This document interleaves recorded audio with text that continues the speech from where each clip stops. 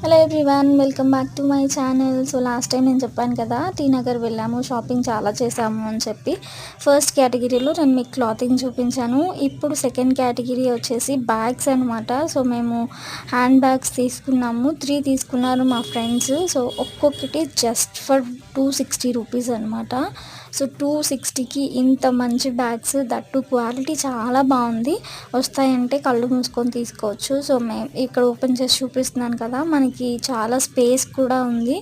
And laptop కూడా పెట్టి చూసాము. సో ల్యాప్టాప్ కూడా కరెక్ట్గా ఫిట్ అయిందనమాట.